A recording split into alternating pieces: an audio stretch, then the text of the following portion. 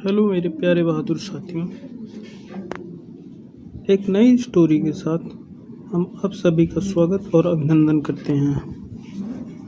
अगर हमारी वीडियो पसंद आती हो तो कृपया लाइक, सब्सक्राइब और शेयर ज़रूर करें।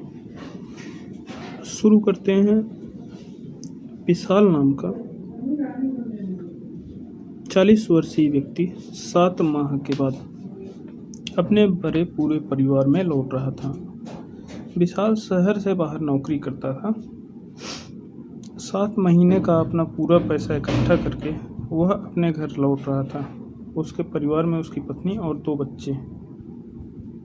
विशाल रेलगाड़ी से अपने घर का सफ़र तय कर रहा था।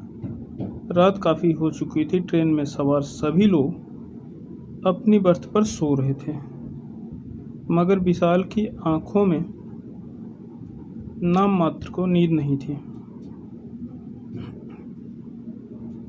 इसका सबसे बड़ा कारण उसे घर जाने की खुशी थी। घर जाने की खुशी में विशाल को नींद नहीं आ रही थी। विशाल के अलावा एक और ऐसा व्यक्ति भी था जो सोया नहीं था। उसकी बर्थ के सामने वाली बर्थ पर ही वह व्यक्ति बैठा था। अपने सामने चुपचाप बैठे व्यक्ति को विशाल देखा तो जाना कि यह ड्रैकुला की कहानी पढ़ रहा था। विशाल को लगा कि उसके सामने जो व्यक्ति बैठा है वह किताब पढ़ने के माध्यम से अपना वक्त बिता रहा है। शायद उसे भी नींद नहीं आ रही है। विशाल को लगा कि वह क्यों न अपने सामने बैठे व्यक्ति से बातचीत करने में अपना समय गुजारे। इसी इरादे से विशाल ने उसे पुकारा, भाई साहब। किताब पढ़ रहे व्यक्ति ने उसकी आवाज़ को अनसुना सा करके उस पर कोई ध्यान नहीं दिया। भाई साहब। दूसरी आवाज़ पर उसने किताब नीचे करके विशाल को सपाट दृष्टि से देखा। उसके चेहरे भी सपाट भाव थे। इस बार विशाल तनिक संकोच के साथ बोला, मैंने आपको डिस्टर्ब तो नहीं किया? तो वह व्यक्ति बोलता, नहीं। सामने बैठा व्यक्ति सपाट स्वर में बोला। विशाल मुस्कुराकर उससे बातों का सिलसिला जारी रखते हुए बोला, आपका नाम क्या है भाई साहब? वह व्यक्ति अपना नाम सूर्य प्रताप बताता है। ओह। विशाल ने हलक से सांस छोड़ते हुए कहा, क्या आप भी अपने घर जा रहे हैं? नहीं, सूर्य प्रताप के पूर्वज स्वर में कहा। फिर तो आप अपने घर से कहीं जा रहे हैं? विशाल ने मुस्कुराते हुए सामान्य स्वर में कहा। प्रताप ने उसे इस नज़र से देखा मानो वह कुछ ना कहना चाहता हो। विशाल चेहरे से ऐसा प्रकट करने लगा मानो बराबर संकोच कर रहा हो। फिर बोला, मैं आज 7 महीने बाद अपने घर वापस लौट रहा हूँ। अपने परिवार से मिलने की खुशी में नींद नहीं आ रही, इसलिए मैंने सोचा आपसे बातचीत कर लूँ। प्रताप कुछ न बोला।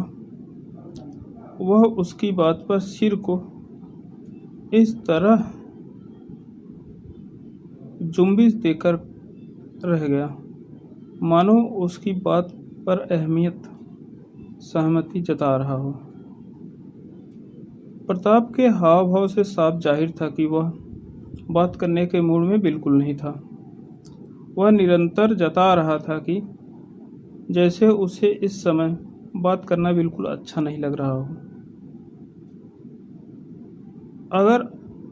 मगर आज तो जैसे विशाल चुप रहने के मूड में बिल्कुल नहीं था। वह बातों को बढ़ावा देते हुए बोला, भाई साहब, क्या आप भूत प्रेतों पर विश्वास करते हैं? हाँ। प्रताप अपने छोटे से उत्तर में बात को पूरा कर दिया। मगर कैसे? विशाल, आपने कभी किसी भूत प्रेत को अपनी आंखों से देखा? उसके प्रश्न पर प्रताप ने चंद लम्हों तक उसे देखा। उससे बहुत कुछ कहना चाहता हो, मगर ऐसा बिल्कुल नहीं हुआ। कुछ कहने के स्थान पर प्रताप ने किताब अपने चेहरे के सामने की और उसे पढ़ने लगा। विशाल ऐसा देख उलझ गया। उसकी समझ में नहीं आया कि प्रताप ने उसकी बात का कोई उत्तर नहीं दिया। इस बार विशाल ने भरपूर संकोच भरे स्वर में कहा, आपको मेरी बात का कोई जवाब नहीं दिया भाई साहब।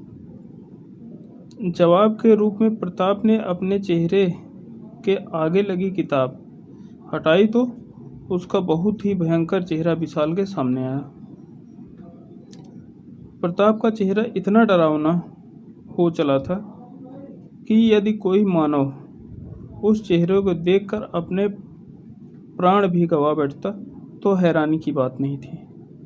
उसका डरावना चेहरा देखते ही विशाल की आंखों में मानो दुनिया भर का खौफ सिमट आया। उसके चेहरे की हवाइयां उड़ने लगी। विशाल की दोनों हथेलियां बर्थ से इस तरह सट गई थी मानो उसने सहारे से वह उठकर खड़ा होना चाहता हो।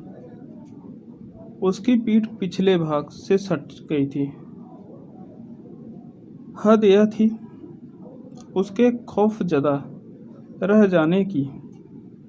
वह सांस लेने में भी डर रहा था, या फिर वह कहा जाए कि सांसें खुद ही बाहर आते हुए भयभीत थी। यहाँ तक कि उसकी आवाज़ भी नहीं निकल पा रही थी। विशाल जान गया था कि उसके सामने मौजूद प्रताप कोई मनुष्य नहीं बल्कि एक भूत है। विशाल बेबस रहकर अपने स्थान पर सिवाय बैठे रहने के कुछ न कर सका। उसके सामने बैठा डरावना चेहरे व लंबे दांत वाला भूत ठहाके लगाकर बोला, अब तुझे विश्वास हो गया होगा कि आज के समय में भी भूत जैसी चीजें मौजूद हैं। क्या तुम सचमुच भूत हो? विशाल ने भय से परिपूर्ण स्वर में पूछा। अब भी तुझे यकीन नहीं आया मूर्ख? कोई बात नहीं है, मैं जब तेरा खून पीऊंगा तब तुझे यकीन हो जाएगा। नहीं नहीं, मुझे मत मारो। मेरे 2 बच्चे, मेरी पत्नी घर पर मेरे आने की प्रतीक्षा कर रहे हैं। अगर मैं मर गया तो उनका सारा सहारा छिन जाएगा। मुझे जाने दो। कहते हुए विशाल अपने स्थान से सरकने लगा। वह भूत उसे देखकर मुस्कुरा रहा। विशाल भागने के चक्कर में अपने स्थान से फुर्ती से उठा और दौड़ पड़ा।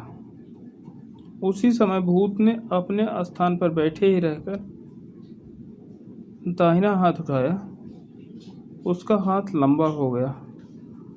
वहीं बैठे रहकर उसने भाग रहे विशाल की गर्दन पकड़ ली और उसे अपनी तरफ घसीट लिया। विशाल चिल्लाया, बचाओ बचाओ। उसकी पुकार सुन रेल में सवार यात्री उसके पास चले आए। विशाल ने देखा कि उसके पास आए सभी यात्रियों के चेहरे भी बहुत डरावने हो चले हैं। अब उसे यह समझने में ज़्यादा वक्त न लगा कर ट्रेन में सवार सभी यात्री भूत हैं। पूरी रेलगाड़ी भूतों से भरी थी। आहिस्ता आहिस्ता विशाल को चारों तरफ से भूतों ने घेर लिया। इस चक्रव्यूह में फंसने के बाद विशाल का हार्ट अटैक हो गया। इसी के साथ सारे भूत विशाल का खून पीने के साथ साथ उसकी बोटी बोटी तक नोच गए।